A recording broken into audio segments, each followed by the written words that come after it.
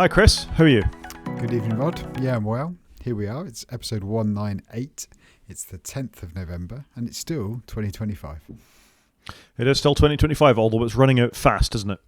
Yeah, it's crazy, isn't it? I've got a son's birthday coming up and obviously Christmas, and it's incredible how quickly we seem to be pivoting into Christmas mode with my son playing Christmas music and putting up a little tree in his room and lights. My kids quite like Christmas, and it's all kicking off a bit early for my liking. That's far too early. I'm sorry. I had an inviolate rule that you can do Christmas stuff once it's December and not before, and that's far too far before. Yeah, usually for us, my son has a birthday in early December, so normally it's post his birthday, seems to be fair. But the kids are enjoying the moment, so I kind of want to let them enjoy the moment because they are teenagers and it won't last for much longer. All right. I mean, I'm not going to judge your parenting very much, although I am obviously internally judging your parenting very much. But, you know, for me, I think it was that my youngest's birthday was early December, the same as yours. And as soon as that was done, fine, all systems go on Christmas. Yep. But, yeah, it's a bit early yet. So let's change the subject quickly before I get too judgy and talk about the weather. How's it for you? It's not very festive, the weather. It is definitely full-on torrential rain here, and it's a bit like a quagmire.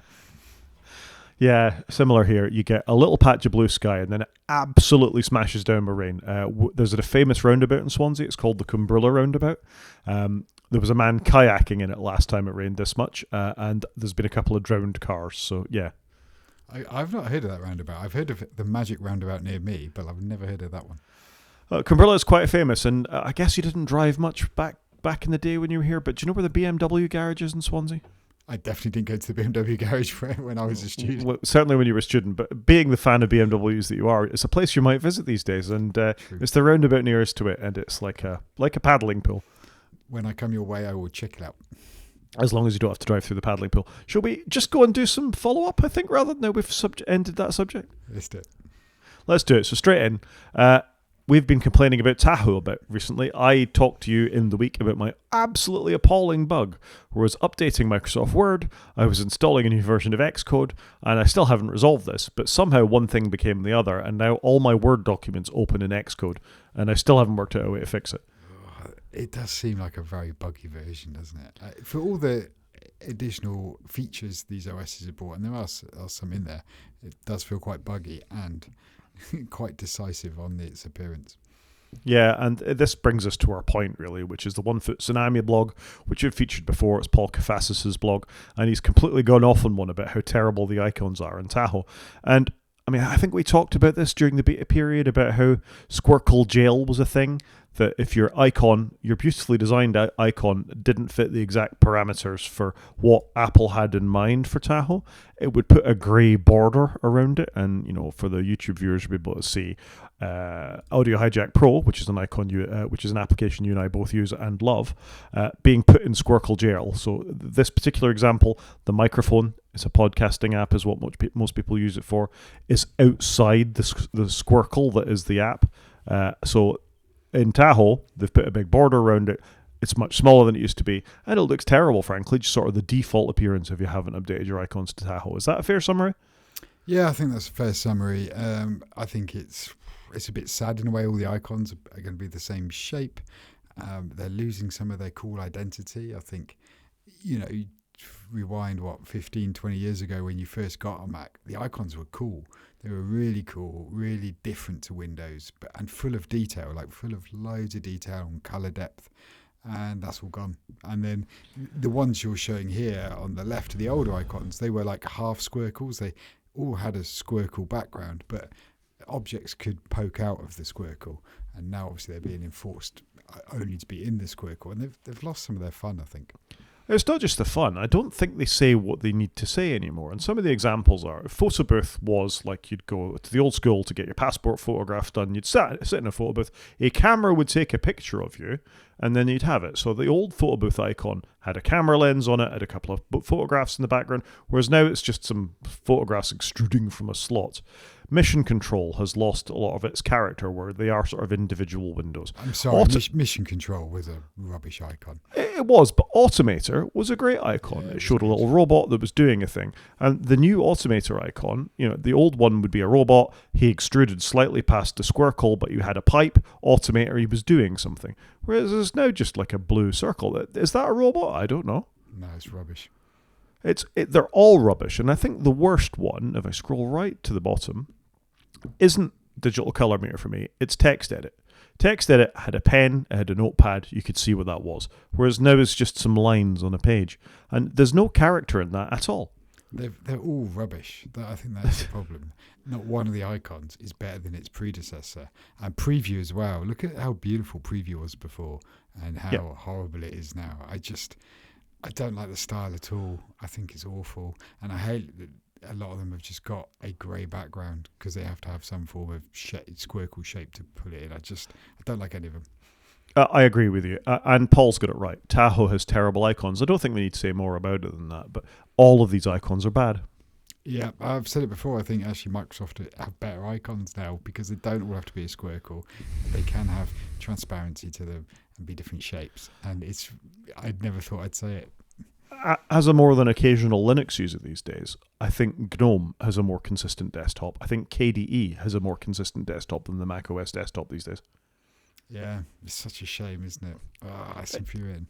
The company that was known for its design and, as Steve Jobs himself put it once, Microsoft doesn't have good taste. It's Apple now that doesn't have good taste.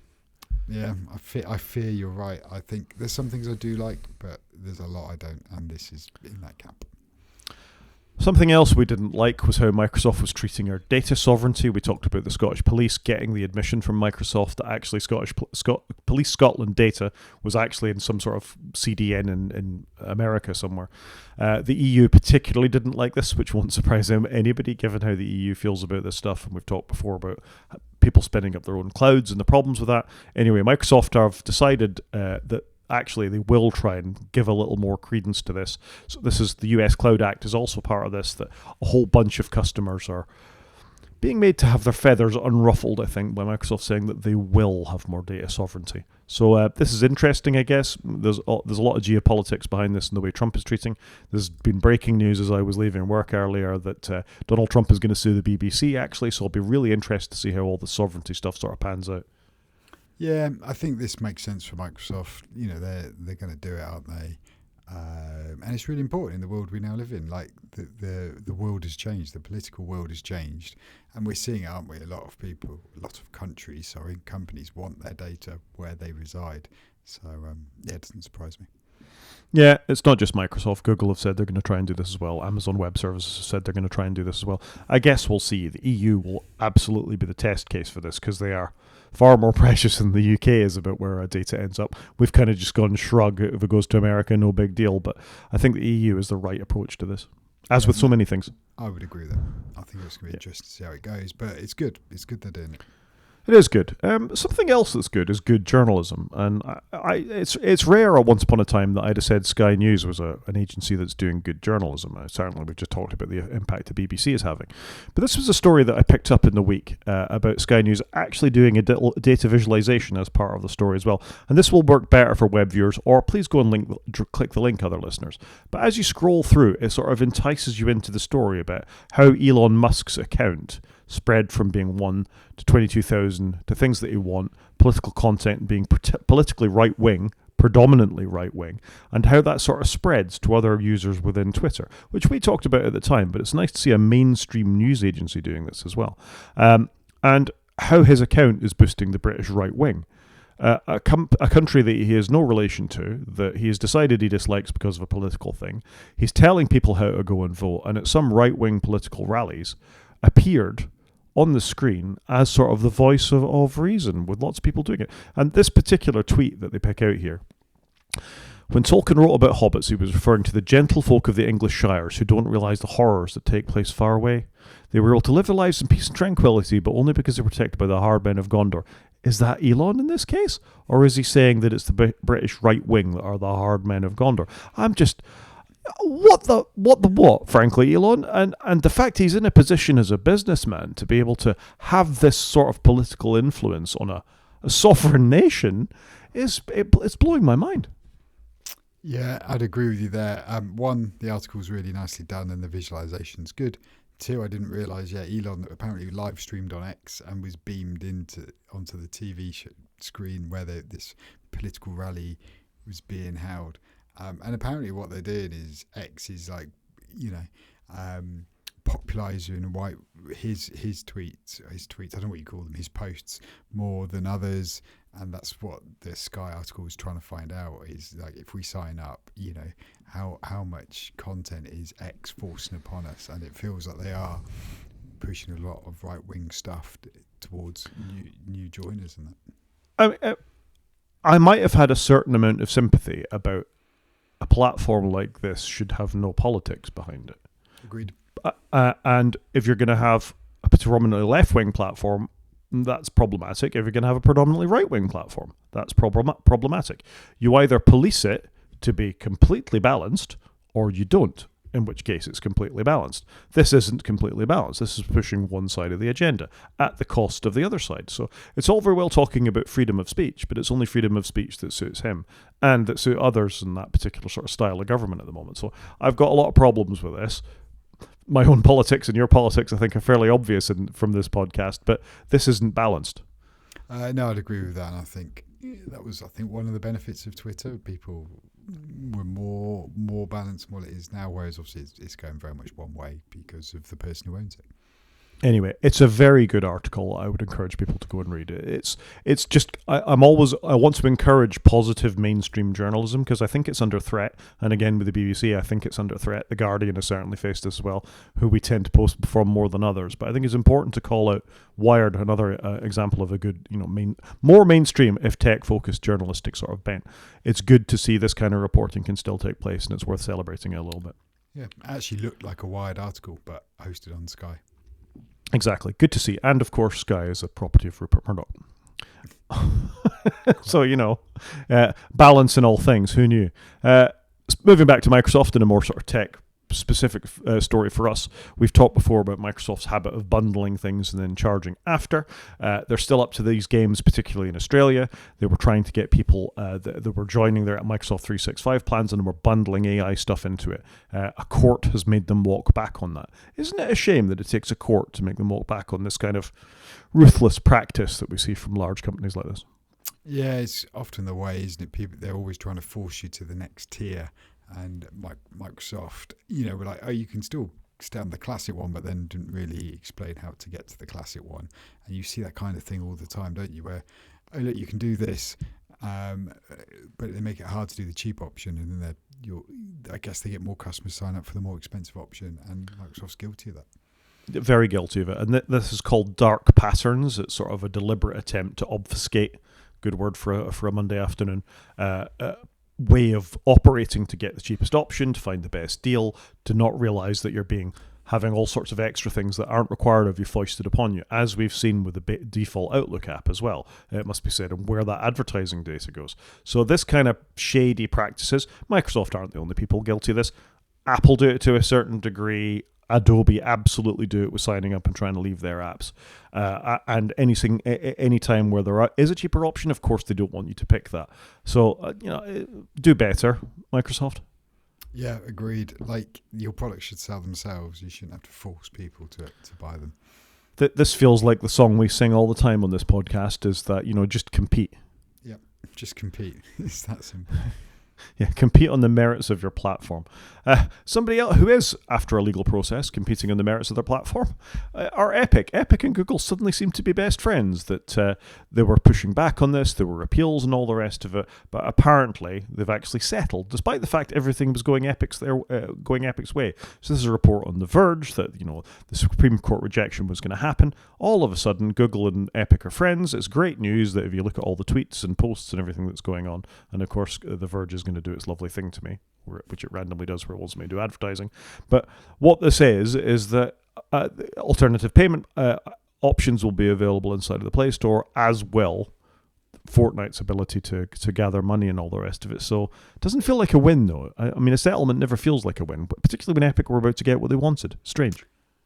Strange, but look, Google's gonna, have multiple store. Android's gonna have multiple stores, and you don't have to use Google Play billing, and you're not. What was the other thing I read? The other app stores can have access to all the apps on the Google Play store. So it feels like a win, to be honest. It feels pretty good, and it's kind of all the things we've been saying about Apple. Apple, stop forcing everybody to use your way. You should be winning on merit. And it feels like Google are going that way. I mean, the worry here is that Epic have won, in inverted commas, but what happens to the next company that come along and have got an issue with this kind of thing? If there was legislation to say Google must do it, then all the other companies that come after Epic have trod a path for them. In this case, it just feels like Epic have got a win, but not Spotify or not, those following things. So I'm kind of a bit about this. No, I think this is more than just Epic, though, isn't it? Because they're saying here, rival apps, Google will force Google to carry rival app stores. Till the next time. But force is a settlement isn't the same as a judgment. You know what I mean? True. Okay. You haven't got legal precedence that this must happen. You've just got, we'll do it for now. We do it for now, and then we might slowly turn it off in 5 years' time. Okay. Yeah, and then it'd be a real shame if something bad happened to your app stores because there's no legislation here. So, Yeah, and this is only in America. And this is only in America. So the rest of the world will wait and see. With Apple, we'll wait and see. But things are happening, and as is our point of follow-up, it's important to follow up on this stuff because we've been talking about it for a long time. It would be interesting if Android ended up with the moral high ground and actually then go, we're going to do this everywhere because it's the right thing to do. That would be interesting. Wouldn't that be a lovely fairy tale world that we lived in? Yep, agreed. It doesn't feel like that kind of world at the moment. Something else that we're not used to is Apple updating its apps in any sort of significant way. We've sort of questioned Apple Music Classical and others. Clips app obviously died recently. We've been looking at Freeform without any changes to it for a long time. Apparently there's some signs of life though. In iOS 26.2, Freeform has got a new feature. Were you aware of this? I haven't used Freeform a huge amount, I must confess. But yeah, it's going to have tables now, which... Okay, makes sense. I mean, Apple already had the code for this because surely they can lift it out of pages or numbers or notes. So it's a bit weird it's taken this long. I am impressed with the little point updates. We do seem to be getting some reasonable features liberally sprinkled across the operating system. So I think it's pretty good. Yeah, I mean, I'm glad for the 4 people that use Freeform that they've got tables there now, but why weren't they there before? This just seems like a massive omission to me. Yeah, it's an odd one, isn't it? I think, like I say, it's not like they haven't solved this problem on other apps. So I wonder how much their code they have to share, or they can share easily between apps. I don't know. Maybe it's just what I do for a living, but I just expect tables and CSVs and things to be everywhere because that's what I use. It's probably more your world than mine. Oh, come on. You love a spreadsheet in business. I don't love it. It's just a necessary evil. Necessary evil. Yeah, I suppose so. And in other shocking additional features, they've actually updated in 26.1 Spotlight's clipboard feature. I actually whinged about this myself, that Spotlight as default would only keep your clipboard clippings for up to 8 hours was the default thing. Anyway, they've added some additional things where it will be deleted immediately, or you can keep your things for up to a week. I want to say maybe it's 28 days. My memory is now proving unreliable. 30 minutes, 8 days, 8 hours or 7 days. I was right, a week. So 30 minutes, 8 hours, 7 days. This is much better. I'm still not happy that there isn't a default keyboard shortcut just to bring up the clipboard menu, and you've got to do Command Space, Command 4 to actually get to the clipboard settings in Spotlight. In my clipboard manager of choice, which is Mackie, it's Shift Command C, and it pops up the last 15 things or whatever I've had, in a menu, and that's what I want to see. I don't want to have to do 2 keyboard shortcuts to get to the thing that I want to do, and then have to do additional manipulations within that to find the actual thing that I was looking for. So, but progress is good. Yeah, it's good they haven't just released it and walked away. They are making tweaks, and we're seeing this a bit with Apple at the moment. I think it's good. I agree. This is good. So, signs of life from 2 things that they've done recently that they're not entirely dead, even though one of them is brand new and one of them's a bit older. So, yay, Apple, for once, I guess. Yeah, I think so. Like I said, I think the point updates have been good thus far. May it continue. Look at us with positive Apple feedback. That's been a rare event, that, Chris. This is true, especially this year. Shall we do some news? Let's do it. So, first story. We've obviously been seeing that Apple have had a few intentions towards satellite messaging, satellite calling when you don't have cellular service. You've obviously had emergency things. That's been expanded this year in this version of the OS to include breakdown services and things like that. So if you've got a flat tire in the middle of nowhere, you're actually able to contact your breakdown service and make use of that. It's not a life or death emergency, and I think this is a good trend.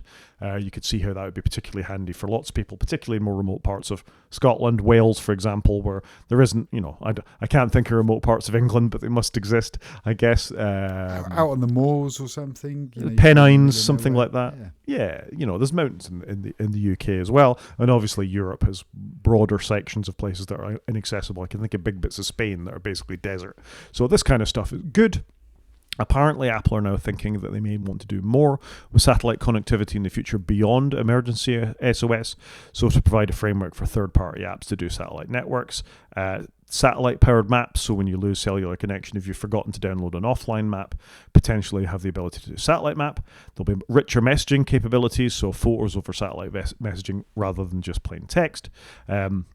This is an interesting one. What Gurman calls from the article on 9to5Mac, natural usage. So potentially satellite data giving you where you can't have an unobstructed view of the sky. It would work indoors in a car. How does that work? I have no idea. I have no idea. Does it mean new iPhones are going to have stronger antennas for this? I don't really know how that bit works. I mean, this is it. Conveniently, there's an advert for Starlink on the side of the 9to5Mac page here. And if you look at the Starlink it's dish... very well done, isn't it? Yeah, yes, that's very good. The Starlink dish, which is a much smaller thing than you and I would have had back in the day for our satellite television, which only received data, couldn't send data, obviously, it's still a fairly significant thing. It's like 2 A4 bits of paper balanced on its side that we've got to have an unobstructed view of the sky. So this is amazing. You're going to be able to walk inside a building and get satellite connectivity that will give you all these things.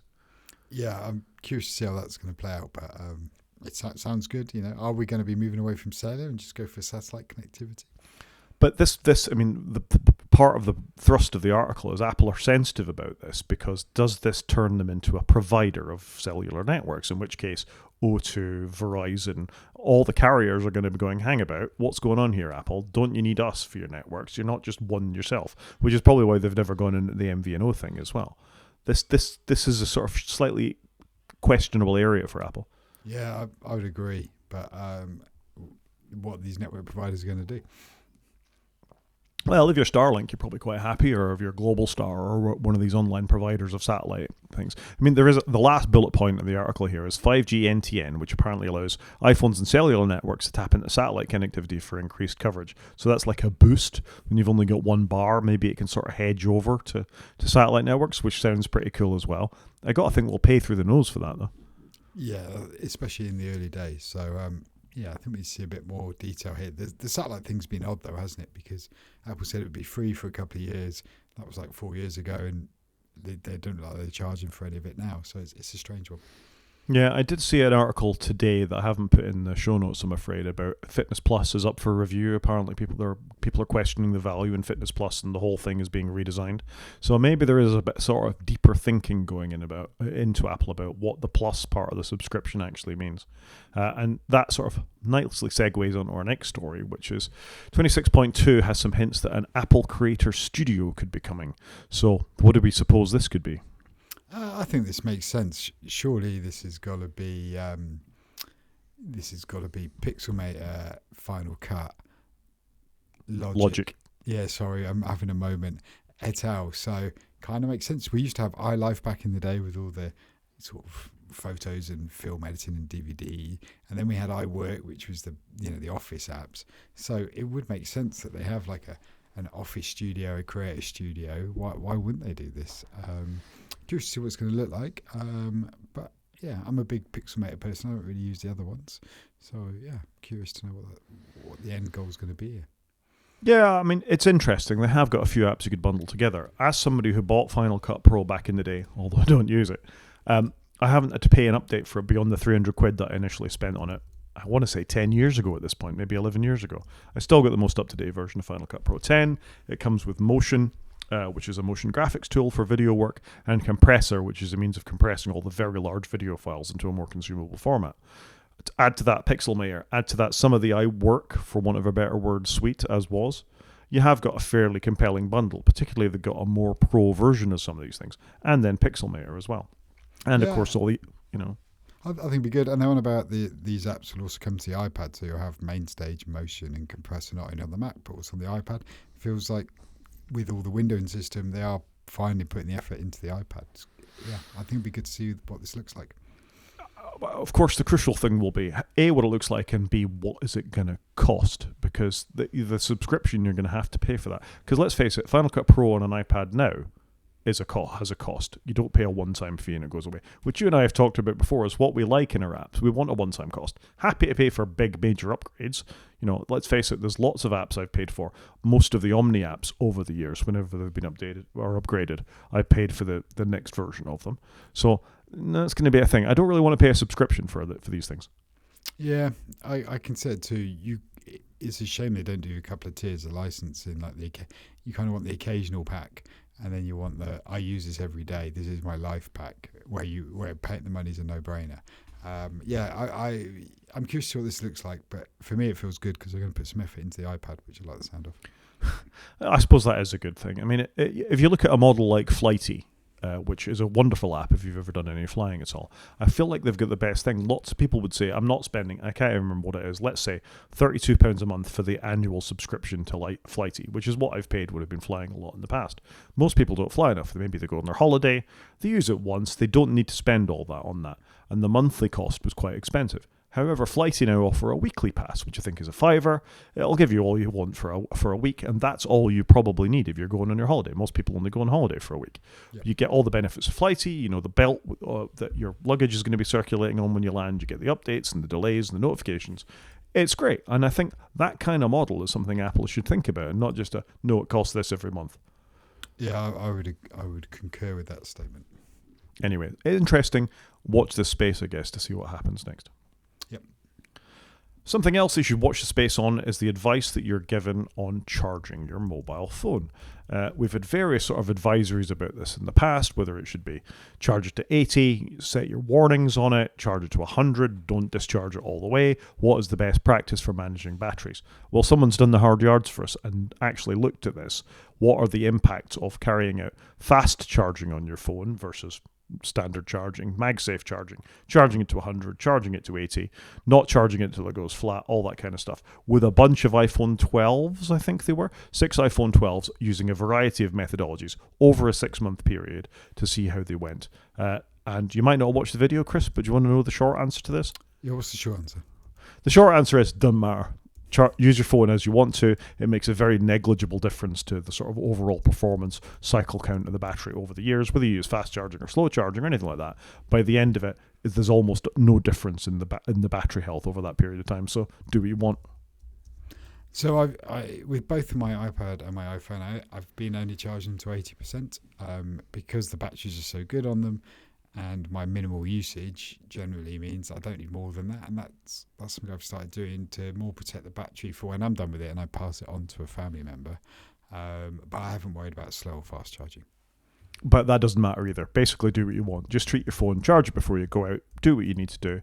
And I think that's fine. This stuff bothers me more in my car than my phone because it's obviously a much bigger, much more expensive battery. But at the same time, it has far more intensive battery management, hardware and software, than a phone does. So basically, do what you want. Yeah, fair enough. Do what you want. Maybe that's the rule. But I'm going to do the 80% thing because I did hear it on a podcast and we do that. And they're like, after 2 years, my battery's pretty good and I could hand it off to the next person. But I think that's kind of the point, is even if you'd done the 100% thing, your battery would be pretty good. We're not talking the old nickel metal hydride batteries anymore. Lithium-ion batteries are different. Battery management software is different. And as we move to the next generation, the silicon carbon or silicon carbide batteries, it's going to be different again. This generation of phones, using all the various methodologies, didn't make a lot of difference. So just have a wonderful time. Charge your battery to 80, charge it to 100, fast charge it, don't fast charge it. I think don't leave it plugged in all the time is probably still decent advice. But other than that, it doesn't really matter.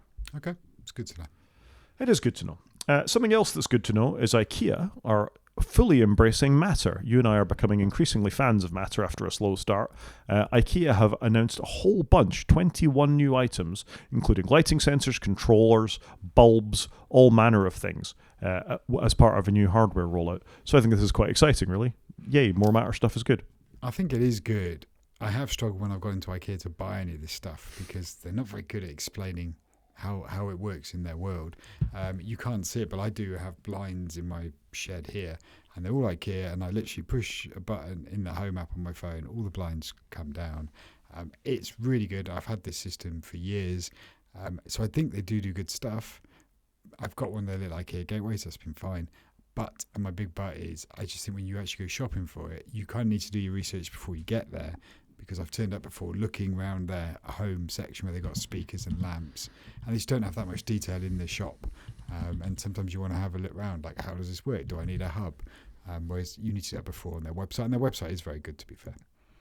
I agree. It can be a little, but a little obscure as to what it is that you want to do. But at the same time, IKEA are a fairly well-established brand. I mean, we'll do this kind of stuff. They were one of the first brands I remember building in wireless charging stuff into lamps and tables and all that kind of stuff as well. They are kind of with the curve, at least. They've given it a little bit of time to roll out. The fact that you've got these products, I guess there's an IKEA product, so of course I can't say it, Bill Racer products with all manner of things, and Grillplatz products, Timmerflot, Alpstuga and Clipbock, including a water leakage sensor, I think is really cool stuff that's all built into these things. The 4 Matter plugs I've set up here recently have all worked flawlessly with HomeKit at least. I have had a bit more of a challenge to try and get them added to Home Assistant so we can do a bit more sort of clever scheduling and things like that. But that's for me to understand how Matter works more than a problem with the product themselves. Most people will stick it in Apple Home, they'll stick it in Alexa, they'll stick it in Google, they'll stick it in their IKEA thing, and everything will just work and they'll have a lovely time. And that's a nice place to be, as opposed to the highly confusing place we were even 18 months ago, 2 years ago. I think we were talking about Christmas a couple of years back, the problems we were having setting up these things. And this has been flawless for me, and I presume it will be flawless here as well. Yeah, no, I think that's fair. I would be tempted to go look at some of this in IKEA next time I'm there, I think, just to see what these look like. Well, there you go. There's some follow-up for us to do. I mean, they haven't actually been released yet. The IKEA doesn't include exact pricing or dates. No, releases may vary from market to market, but this was announced in July, so hopefully by January we'll have some of these things to look at. Wow, that's quite a long time, isn't it? I think it takes time to build up, and let's face it, Matter was a mess. You know, we kept saying, where is Matter? So at least it's here now. That's fair.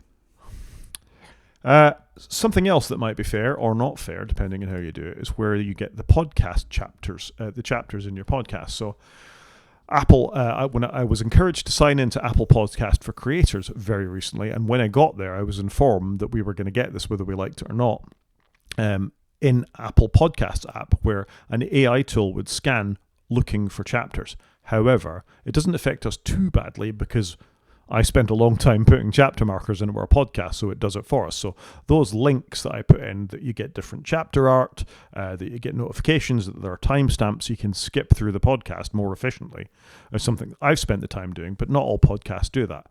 If you're a podcast listener who has a podcast that doesn't have chapter markers or automated links to other podcasts built within it, the Apple Podcast app is now going to give you that. And I think that's probably a good thing.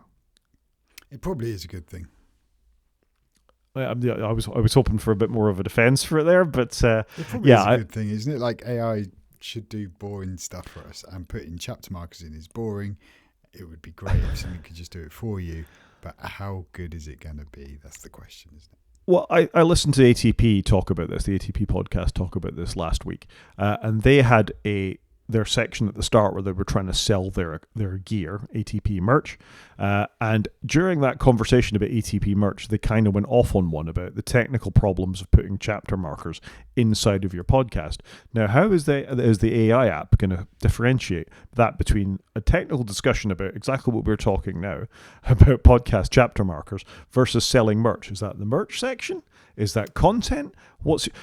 And Marco can do that because he built the app that does the chapter marking, forecasting. He'll know where the merch bit stops, stops, and the next bit begins. But I don't think an AI tool is going to have a very fun time with that. No, because it won't understand some of the nuance or context potentially. I don't disagree with you, but it should. The whole idea of AI isn't it to make our life better and do the mundane for us? Oh, you would hope so. You wanted to do the dishes for you, to give you more time to go and paint the pictures, not paint the pictures to give you more time to do it's that argument. And the transcription stuff that Apple Podcasts, I believe, is now built in. I don't check Apple Podcasts often enough. That will happen automatically on our podcast is great. The chapter markers, if it's going to leave me alone because I know where the chapters are, that's great. But for podcasters that don't have the ability, knowledge, inclination to actually put in things, if this does a half decent job, then that's better for podcast listeners, I guess. So I'm okay with it. Yeah, no, fair enough. There's a few other things as well. We were on about the transcript, and it's going to give timed links to other podcasts. So maybe me talking about the ATP podcast here will, if we go and check this out in Apple Podcasts at some point, we'll have linked to the ATP podcast and they'll get some listeners. Yeah, I think it's good. Apple is still updating the podcast app, though. I think, it's good. There's more features coming in these point updates. I think they're doing a good job. It's great, and Marco needs a competition. And last time we reviewed Podcast Client, Apple Podcast wasn't very good, so maybe it's time to revisit that a little bit as well. I've also amused myself with the thought that we'll be sending listeners to ATP and not the other way around. Well, there is that. That's a given. Wouldn't that be lovely? Of course, that everybody's here listening to us. And don't forget, you can always email us or reach us on Blue Sky, as Chris says. Blue Sky and Mastodon, as Chris says every week. Moving on, should we talk about Google Maps? Google Maps, which is something I never really use, which I'm an odd person here. I think you should occasionally see how the other half live, Chris. In the same way we're going to talk about something in the main show about seeing how the other half live. It's occasionally worth embracing the competition to see if they're doing things better. I think I've talked a little bit about in my car when I do ask Google Maps for stuff that the Google Assistant up till now has been quite smart. So I've said, are there any podcasts or any EV chargers around a particular town? And it has shown me them on the map while I've been driving without me having to take my hands off the screen, so I can do that kind of planning on the EV as I go. Apparently with Google Gemini, they're going to make this even better, where you say, can you suggest a restaurant around this place? You can then dig down on the details around what's on the menu in that restaurant while you're doing that. So you can actually do that kind of planning while being relatively safe in driving. And I quite like that idea. It's quite a good idea. I struggle with voice assistants, especially in the car, because they never understand me. But I'm curious to see this in action. And I know I'm not the only one, though, but equally, I see other people use voice assistants like my wife, and it's fine. She can dictate to it, and it works, whereas I struggle with it because it makes me angry. When you're talking about voice assistants here, are we talking about Siri? Yes. Yeah, so I think, again, this could be a reason for you to try other things, because some of them are better, Siri's not very good. I don't know if you've heard. Siri's not very good. Apparently so. Apparently it's going to get better, though, one day. One day, but they've been telling us that for at least 15 years, I feel. Yeah, that is true. Something that's not getting better is cybersecurity, viruses and spyware and malware. And I just thought this was a slightly horrifying little story on the register that if you are a Windows user, you may not be aware that Hyper-V is a virtualization platform that's actually built into Windows clients. In many cases, certainly in the enterprise versions of the machines, Hyper-V is a thing, or there's a bare metal version of Hyper-V that runs, on servers and things like that. But Hyper-V itself is built into Windows, certainly 11, certainly 10, and I think it was in 7 as well. So it's been there for a long time. But so there's a warning that some Russian hackers have found a way to make use of Hyper-V to hide custom malware on Windows machines, and you wouldn't even be aware that it was running, because it's running a whole virtualized version of Windows that you're unaware of, buried deep within the operating system. I think this is very, very clever, because it bypasses endpoint detection and EDR products. And also quite pernicious and probably difficult to work your way around. If you're already running Hyper-V inside of your environment for your various custom things, it's not installed as default, but I suspect there's probably a way that this software can get it to run if it's not. But lots of places do allow it to be run because you've got reasons, Docker containers, whatever else that Hyper-V will be running in your estate. Bit scary, huh? Yeah, just a little bit. I'm not surprised, but attackers are always trying to find new vectors to get in, but it doesn't fill me with any joy of using Windows. There's lots of reasons not to be filled with joy running Windows, though, to be fair. Yeah, it's not a platform that gets better, is it? It's got better icons than my Mac. That is fair. It has better icons. It's also got many AI-based ways of recording what you're doing, and now actually stealing your data as well. So that's a win. It's got games. Lots of platforms have got games, although Windows has more, to be fair. Yeah, it's got the most, hasn't it? No, I'm not surprised by this article. It is slightly worrying, though, because it can sit there, as they say in the article, quietly until they want to use it. So that's always concerning.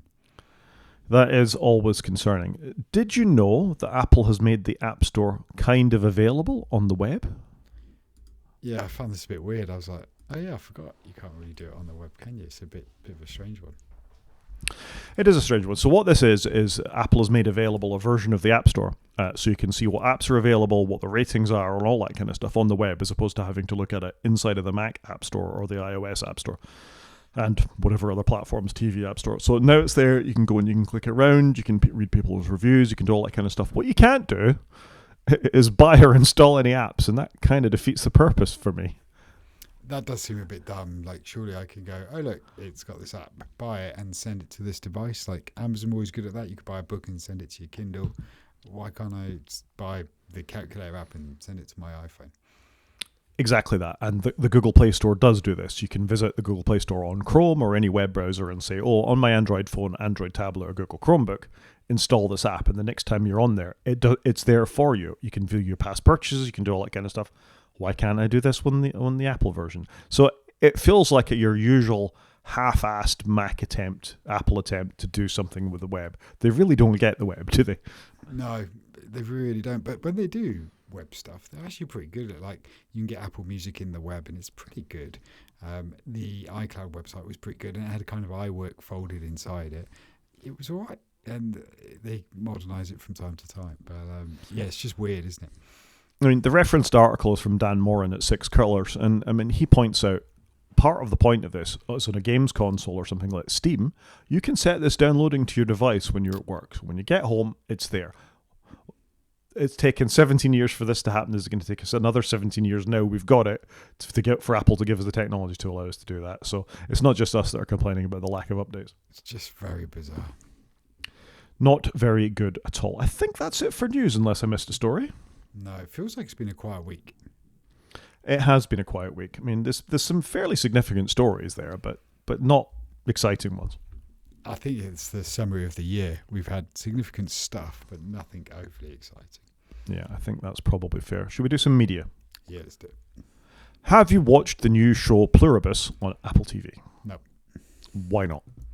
Because if you've learned anything from me, I wait for everybody else to watch all the latest stuff, and then about 2 years later, I'll watch it. And you'll only watch it if it's a film then, not a TV show? I've got a TV show coming up. Should Okay. I be watching Pluribus? I think it's intriguing. So I've linked to the Rotten Tomatoes article. It's got 100% from critics and 84% from the audience. I thought the first episode was a bit, The second episode got me, though. It's a really interesting premise. It's a bit Star Trek Borgy. It's a lot going on. What's particularly good about it, or noteworthy about it, is it's written by Vince Gilligan, who did Breaking Bad and did Better Call Saul. Great track record, but his starting in writing was on The X-Files. So if you ever watched The X-Files back in the day, he wrote some of the most creepy/funny episodes going back then. Great pedigree, chooses great staff, good director, a good cast, and compelling stories. This has been really good. The 2 episodes that are there were great. I'd recommend anybody go and watch it, but give it to the second one to really sort of let it start to bite you. Yeah, okay. I'm aware of it. It's permeated through my bubble, but I don't know. For whatever reason, I just never seem to be an early adopter of TV shows. Yeah, you get them while they're hot. I mean, we've got a podcast where we talk about Apple stuff primarily, and this is on Apple TV Plus, so your excuses are wearing thin. Yeah, it's not like there's a barrier to entry here for me. Okay, I'll see what I can do. Crack on, get on with it, Chris. One thing I have gone back to watch, because I've had a bit of opportunity to watch some TV this last week, is I don't think I talked about it enough at the time, but the Grand Tour episode Carnage à Trois, which is one of the lockdown episodes. For some reason, I decided I was going to watch it. I think cars are in my mind at the moment. You and I can have a discussion about a proper car corner another time. I'll tell you why afterwards. And I just wanted to watch this. This is one of the last episodes of Grand Tour that they did before they sort of finished with the sand job and then the sort of big farewell. This is just terrific. It's lockdown, bits of it are filmed in Wales. It's all about French cars and the French attitude to cars, and I'd forgotten quite how funny it was. It's terrific. Yeah, it was quite good. My kids quite like this episode. Yeah, quite enjoyed it. I think, though, for me, this is just too far entertainment and not enough car orientated for me. But it is a good show, and they were funny. But Top Gear was an entertainment show in its latter years. It wasn't a car show. No, I completely agree. 100% it went that way. So I thought this was really funny. It was nice to go back and revisit it. There's some stereotyping which won't surprise anybody from the Top Gear crew, but this was just a really funny episode, and it felt like more classic Top Gear than Grand Tour to me, and that was actually quite nice for a change. Yeah, it felt like three mates having a bit of fun. Yeah, it was good.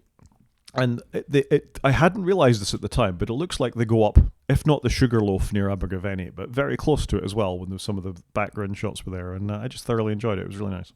Okay.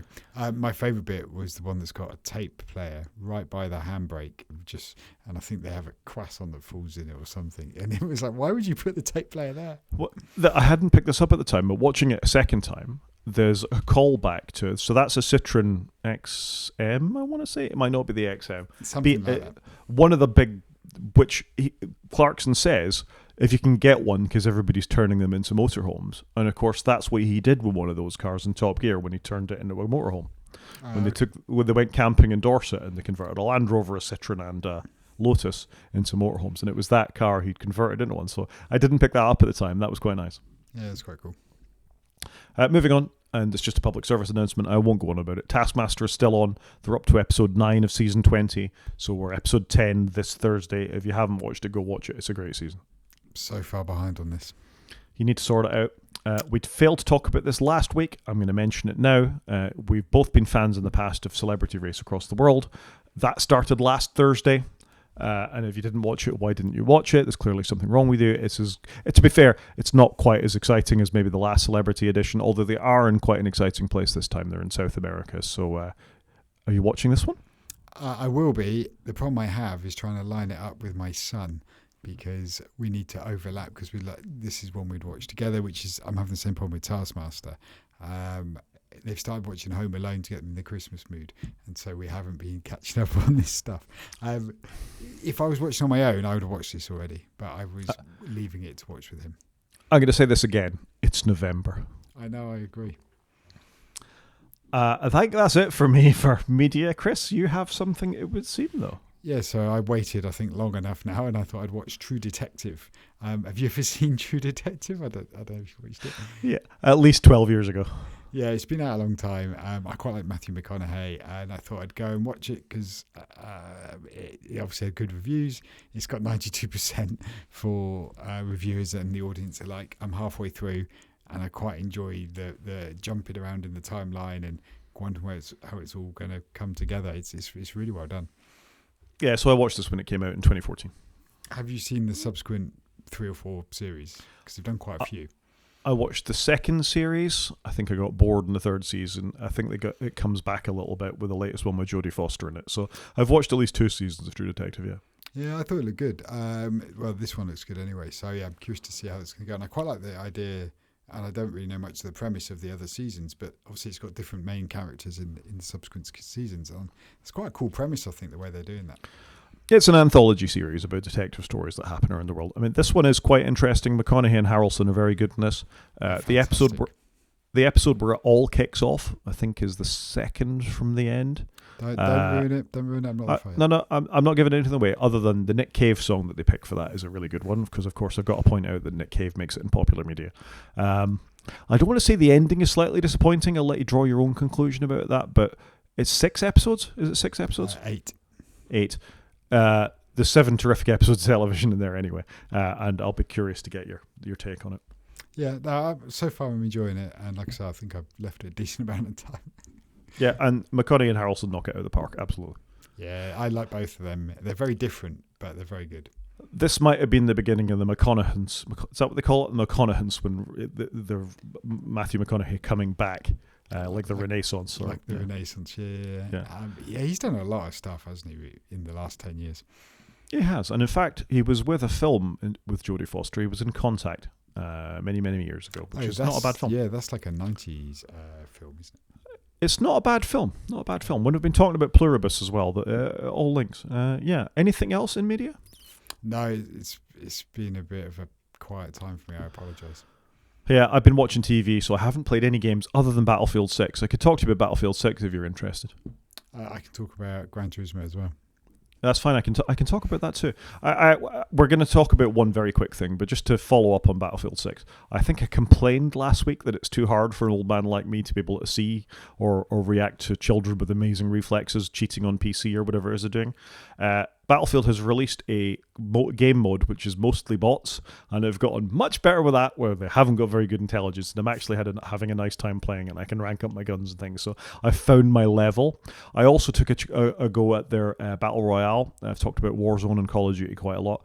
Battlefield has a free-to-play called RedSec, so even if you don't want to invest in the game, you can download and play the Battle Royale, and maybe you should give that a go, Chris, because it works really well on PlayStation, looks really good, the map's impressive, the destruction is really cool.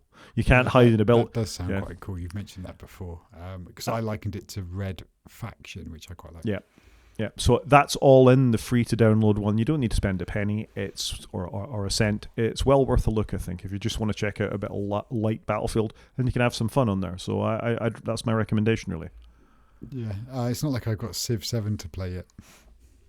Or Gran Turismo. Let's just finish this thought and move on then, because I don't want to go too long. Your kids play Fortnite, I believe.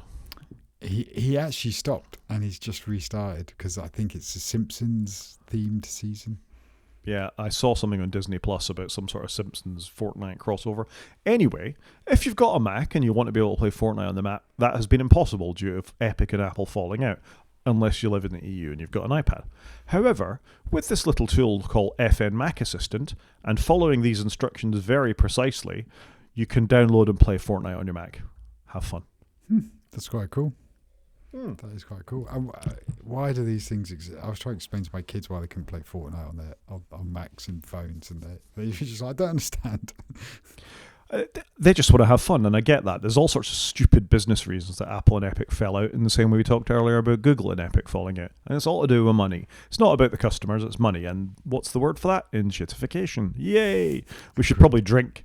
We should probably drink every time we say enshittification. Yeah, we wouldn't be that drunk in the last few episodes, but you never know, it comes around again.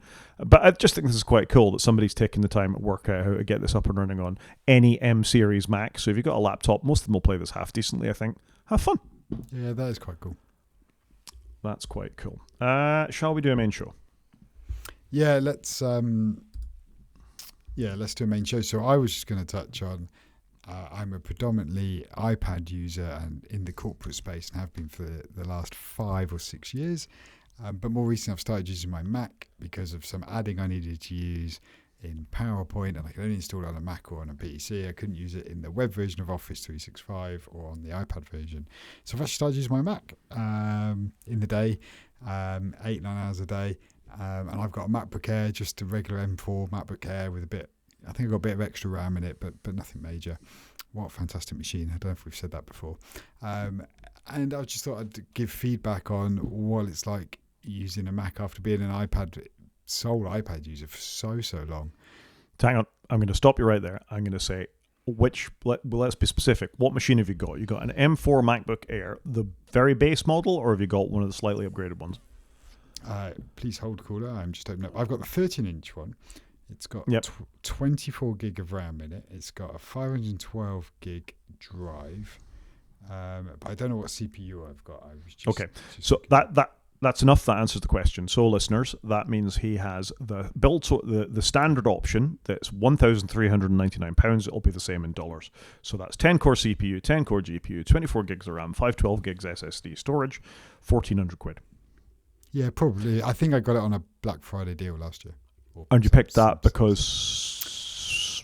I think I just picked that one. I just went for the extra RAM. This was quite a while ago I bought this. I didn't want the 256 storage. That was too small. So I think I was like, I might as well just get the one with the most on it. I think I got it on sale. So I think I paid I paid the price of the middle one, which is 1,200 for the spec of the more expensive one.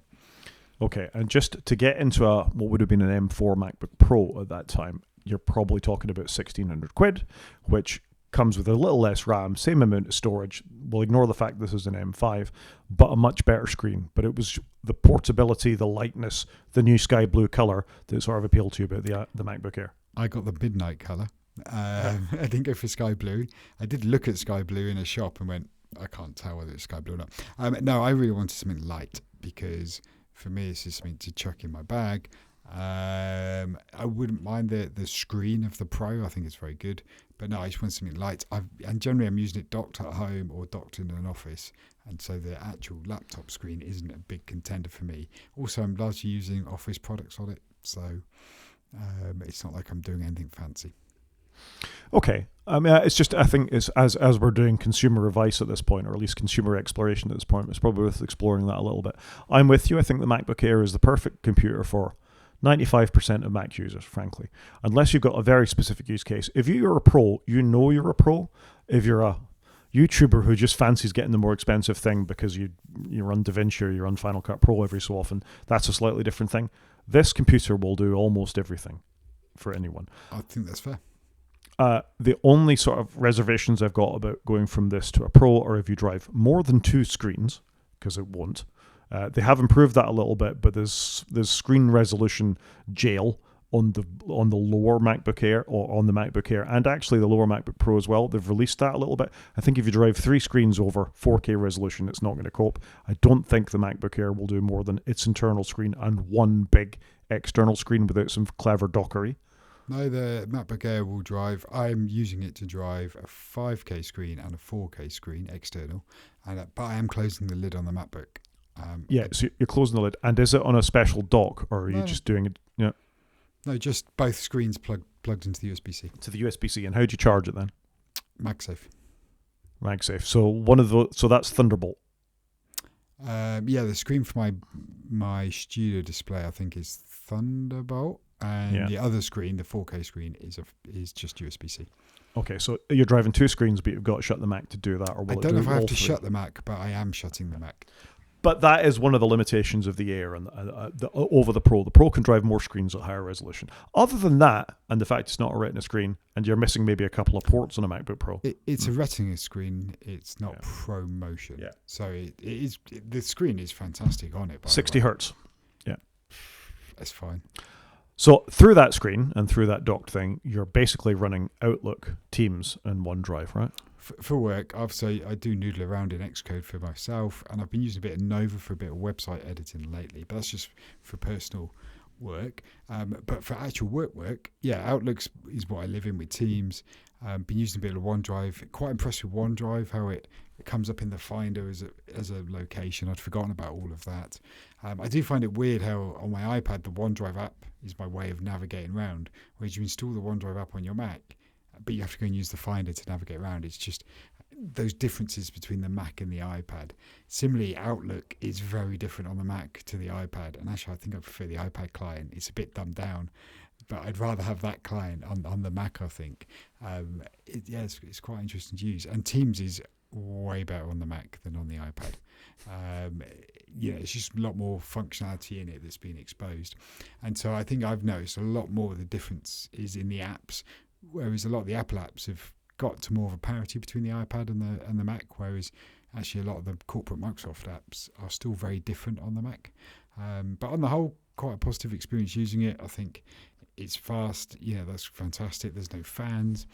Hooking up to my studio display works great, and I'm just using the camera on my studio display. But what a great bit of hardware that MacBook Air is. I think is so good for the, like you say, for the majority of people. And actually the crossover going from the iPad back to the Mac has been quite straightforward. And I think even easier now that the iPad with its window mode has got the start-stop buttons, it's got the menu bar. You're kind of the both are slowly converging, aren't they? It's going to be interesting to see where Apple go with this over the next few years. Yeah, I mean, I'm in a very similar position to you in that I use a Mac corporately to run Outlook. OneDrive and a couple of other bits and pieces as well. I mean, Excel and Word, although I try not to. I try to run LibreOffice rather than the Microsoft app where I can. And in most cases, I think I'm fairly successful at that. Certainly, it's what I'm doing at the moment. Now, Xcode has decided it's Microsoft Word. So that's been a significant problem. And I have a complaint to Microsoft that downloading just an individual element of the Office suite is quite difficult. You download the bundle and the installer sorts kind of at that out. It's quite an old school installer from that point of view. It's quite hard just to get Word. I might go and look on the App Store and see if I can just download it. I got them off the App Store. You can just download it. Yeah, our corporate account with Microsoft is such that you go to Microsoft.com and you just download the Mac versions from there, and it installs them all. Okay. So I guess I could do, and I could probably sign in with my enterprise account that way as well. But it's just as easy to go to Outlook and download the whole. You could probably do the same thing with your work account. I suspect it's very similar to that. My frustration with Outlook is that they've stuck Copilot front and center, and I find it very difficult to disable. Teams is Teams, and I only use it when I absolutely have to because we're more Zoom. But every time I go to Teams, I find it quite confusing. It works all right, though. It's an Electron app. It is what it is. Yeah, it's not a great app. It's not the worst app. What is interesting, though, is you can tell the apps that haven't been recompiled for 26 because they haven't got as rounded a corners. They've just got slightly rounded corners. We're not the 26 really rounded corners, which for whatever reason they changed. My problem with OneDrive is its integration with Spotlight or Alfred or anything that uses the indexer on the Mac is that unless you've at least opened the file in a preview, it doesn't know about it. That it got, the automated download depends how you've got your OneDrive set up. I have a very big OneDrive that we share as a team. Right. So there's lots of files in there, and if you install a new Mac, you're installing new Mac stuff, it may not have got down to the level of the folder that you're trying to find a file in Finder or whatever. It won't find it unless you've previewed it at least once or opened it in Word at least once, or otherwise it doesn't know to download it. Do you know that sort of file syncing between what's an online file and an offline file? It doesn't do that very well. I don't find it sort of defaults to almost everything being offline until you've actually used a couple of things. If you've created a file and saved it, it knows that it's there. If you've got a big archive of stuff the next time you go and look for it, Spotlight can't find it, and I find that quite frustrating. They should have a better way of leaving file handlers or something lying around so you can index them in Spotlight. So I've only just started a new job 3 months ago. I've got a tiny OneDrive and I just set the whole thing to sync. So I'm probably in the opposite place to you, but 3, 4, 5 years from now, I'll probably be in the same place you are, which would be a bit concerning. It's annoying, and I suspect your iPad experience is better in some senses in OneDrive because it only looks in OneDrive, whereas having that long-standing I'm just working on my files thing, I do find it quite frustrating. I will give Microsoft props that OneDrive is better in this version, certainly in the last few versions than it used to be, because it used to do this in Windows as well, so I know that this is a Microsoft problem. It occasionally just decides to not sync, or it'll just sit there and you think it's syncing, there's no problems with it, and it hasn't been syncing for 3 weeks, and you arrive with a presentation you're about to give and it hasn't bloody done it. And my habit is so bad that I'll always download an offline version of the file to a USB stick and onto my laptop when I go anywhere, because I don't trust it. And that's not fair. It's been solid the last few versions, touch some wood, but I did find that frustrating in previous versions of OneDrive. Yeah, and I'm largely just using a Mac at the moment. I will probably tomorrow I'm off to London. I will take my iPad because I will have cellular on it and I won't have to faff about with it. But I'm largely on the whole just using the Mac, so I know the files I've got are on there. So I'm doing the same thing. I'm going to London on Thursday into Friday, and I will absolutely download them all just in case, because the last thing you want to do is pitch up for a presentation to 300 or 400 people and not have it work. Yeah, that's not a good problem to have, is it? Not a good problem to have. So I'm with you. So on reflection, do you feel you're more productive on the Mac or on the iPad? Is it too soon to say? Possibly too soon to say. I think the Mac took me a little while just to get back into the swing of it, but generally quite enjoying it. The apps is very similar, to be fair. Like, they're not a million miles apart. Like all the Office apps, they've kind of all morphed into the same versions, whether you're online or on it, in the actual apps. So I'm probably getting quicker on the Mac a little bit, just a little bit quicker. But now the the iPad does lots of windows. It's the differences for me are probably negligible. Interesting. I got to say that my few attempts using an iPad, even though it's a cellular iPad, my frustrations have been the keyboard's all right. you don't have the limitations around the Windows now. But the battery life on an iPad is appalling. And It used to be amazing, didn't it? And the Mac's just eating its lunch and then doubled it. Yeah, so I mean that's interesting, and it's funny. There's a few people on my team who do still use Windows. I've converted some to the Church of Mac, but all the Windows ones, their batteries run out in like 2 hours. So when we're traveling to a conference or something like that, the first thing they're doing is, if you got anywhere to plug in, and I look at my battery and it's on 90%, and that's a real stark thing that iPad users are almost like the Windows users. Just a thought. No, I agree with you. The iPad's always kind of had this 10-hour battery, and for whatever, even when it launched, but Apple have never really kicked it on, and I find it bizarre. Even with the Pro, they've made it so thin, they've not really invested in making it actually a more pro machine like they've done with the Macs. So I find that very bizarre. Yep, I'll give them a pass because progress is coming, and the windowing definitely helps. It makes it more of a computer. Let us install virtual machines, please, Apple. Not to install viruses, but that would answer a lot of our problems, because it's lovely hardware, and I'd be willing to put up with a shorter battery life if I had a bit more flexibility with the machine. Cool. I think that's just something for us to keep an eye on then over the coming weeks, eh? Yeah, I've quite enjoyed it. I've missed the touchscreen a little bit, and sometimes I do quite like just grabbing the iPad and scrolling a document or reading something. That I have missed that flexibility. My closing thought is I find the iPad, particularly in the case, extremely heavy compared to a Mac laptop. I have got the small iPad though. I've got the 11-inch one, which was a conscious decision because the big one annoyed me because it's just too big, I think, especially for scribbling on or reading documents. And because I dock it most of the time, I don't really need the screen real estate. Yeah, fair enough. App of the week. Let's do it. My app of the week is a follow-up to Homebrew. I've said if you've got a Mac, you should really install Homebrew on it. It gives you lots of functionality. It keeps things up to date. You do need to know a little bit of terminal kung fu in order to make it work at its most efficient. I have found this app called Cake Brew, which gives you a GUI for it. So it'll let you update it, see what apps, what you've got installed, what packages are dependent, and all the rest of it. I don't need this app. It's interesting to have it, just to see what's going on, because I'm quite familiar with using Homebrew via the terminal these days. But if you are a bit nervous, a nervous pervis, and you're a bit scared of the terminal, I think it's quite handy to have something like this. So it's just to point out, if you're a Homebrew user and want a bit of a GUI, Cake Brew could be the app for you. I like the name and I like the icon, but the icon will be surely in squircle gel because it's got a cherry on top of the cake. Yeah, I forgot to check that, and I'm not launching it while we're podcasting. It's an open source app. It's on GitHub. You can download it, and Homebrew is as well. So I think it's quite nice that these things exist for people that are a bit nervous. And Homebrew, I'll say again, is just such an amazing thing. If you've got it installed on your Mac and you think, oh, I want to install Firefox, Brew install Firefox, downloads it. You don't need to visit anywhere. It's there. It's in your applications folder with the right permissions, and off you go, and it will keep it updated as well. So any of those kinds of things that you think, little apps you want to try, and then you're fed up, you want to get rid of it, Brew, uninstall it, and it's gone. So it's just a really nice, tidy package manager.